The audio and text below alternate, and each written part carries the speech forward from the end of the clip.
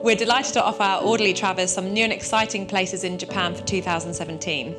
They get to see some off-the-beaten-track places like the Kumano-Kodo, Nakasendo Highway, but in a different area, and places like Mount Fuji, but from a different angle in Kawaguchiko. These places are really accessible. You just need to use the local buses and trains, and really you get the best insight into Japan by going this way.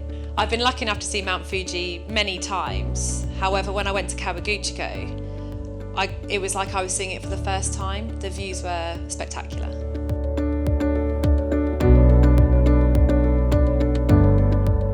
Travelling by the luxury train in India has many different benefits. The first one is you generally travel overnight when you're asleep, so you don't have to waste your precious days travelling from A to B and can instead spend the day seeing the main sights. Secondly, you get to access some more rural places which are harder to get to, and the hotels in those places maybe aren't to the same standard. And finally, it's a really social thing to do, travel with other like-minded people. I would say my favourite was actually the Maharaja Express, particularly because they have some unique experiences that you can only get if you're on the train.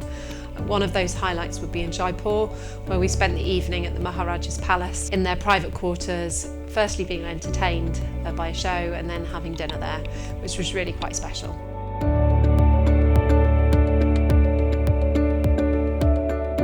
Brazil is a special destination in 2017 because of the increased population in jaguars. Recently, there's been a big push to conserve their habitat to keep them from becoming endangered. I saw a jaguar when I was in the Pantanal last year for about 4 minutes, which was really exciting. We looked all day. The Pantanal is really beautiful. It's really remote. You have to travel on some dirt roads to get there to certain lodges. Once you get there, it's just miles and miles of open space. It's just a place to really sort of disconnect and take in the scenery and the wildlife. Self-driving in Botswana allows you to take in the route between Maun and Kasane, and you can visit places such as Chobe National Park, heading down into the Savuti region, Linyanti, further down into Moremi, Kwai and Maun as well. And these are all really rich game areas. All of them differ in landscape and size, and the experience of all of them is very different. I would recommend self-drive as an option because it's something different. It allows you to feel like one of the locals, and it allows you to get really off the beaten track, and it's a great adventure.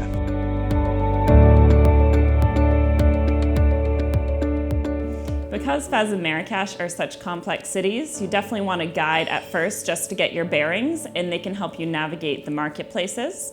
And the best part about the new experiences we're offering is that they're really able to put you in touch with the locals and have those unique one-on-one experiences that you wouldn't be able to have if you were traveling independently. Another exciting opportunity that we're going to offer is the Fez Tasting Trail. So this would be a really great opportunity to go with a guide through the souks in the marketplace to visit the stalls that are their personal favorites.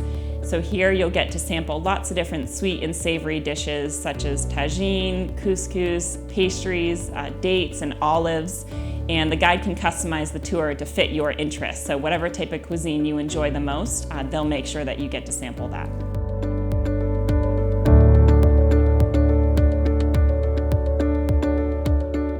This new direct flight into New Orleans really does service the Deep South particularly well. There's a great little triangle that you can do throughout that sort of historic area, starting in New Orleans for maybe sort of 3 or 4 days before heading up the River Road, up through places like Vacherie to see plantation country, maybe up as far as Natchez where you can go and see the antebellum mansions of the area, mansions that survived the Civil War, and there's also a little bit of civil rights history around that area.